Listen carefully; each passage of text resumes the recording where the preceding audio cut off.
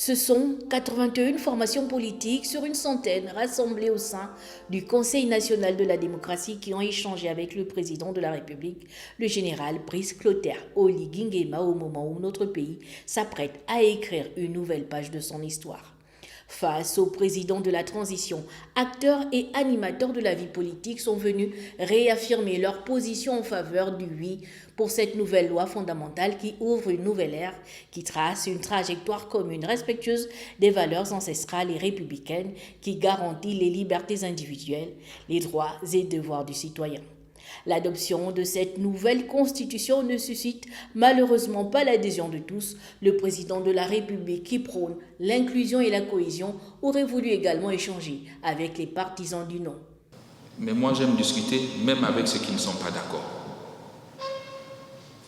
Si déjà on est tous d'accord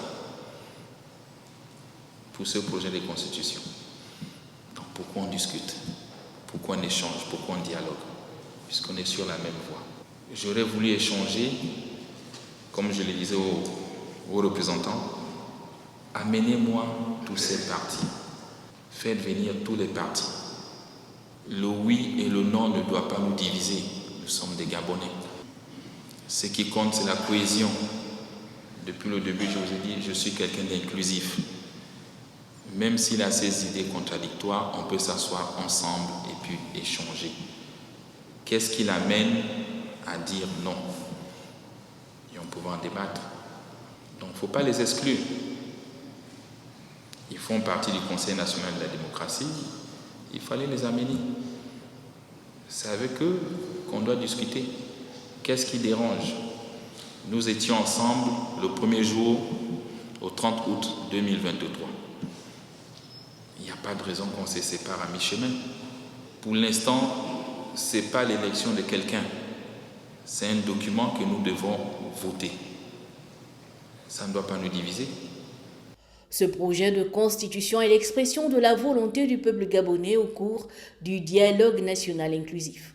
La constitution est un acte juridique, fondement d'un État réunissant l'ensemble des règles qui déterminent l'organisation d'une nation et les grands principes qui la structurent. Fort de ce postulat, l'adoption de cette nouvelle constitution est un devoir collectif car elle participe au retour de l'ordre constitutionnel. On ne peut pas être un État si on n'a pas de constitution, puisqu'on a dissous l'ancienne. On a le drapeau, le vert, jaune, bleu, qui flotte. Je regarde dans les rues de Libreville, il est partout. On a l'hymne national, on a nos frontières, on a la population avec les partis politiques qui y vivent. Donc, c'est ce document qui nous manque. L'histoire du 30 août a été faite à cause de tout ce que vous avez dénoncé. Maintenant, cette histoire, si on l'a tous aimé, applaudi, ce coup de libération, ça doit continuer. Mais ça continue avec quoi? La Constitution. Qu'est-ce que nous, les militaires, nous sommes dit? C'est la restauration des institutions. Je pense que c'est de ce qu'on parle toujours dans tous nos discours. Restaurer les institutions, restaurer les institutions. Et certains parmi vous le répètent même en disant les militaires ne sont pas venus pour construire le pays. Ils ne doivent pas construire, ils ne doivent pas faire les routes, ils doivent restaurer les institutions. Mais restaurer les institutions, c'est quoi? C'est s'attaquer à la Constitution. Donc, si on n'arrive pas à écrire notre Constitution, on restaure les institutions comment? Parce que de là va découler plusieurs lois organiques. Donc, on restaure d'abord la loi fondamentale. Une fois qu'on finit de restaurer la loi fondamentale, d'autres lois vont découler. Et le projet, vous l'avez parcouru.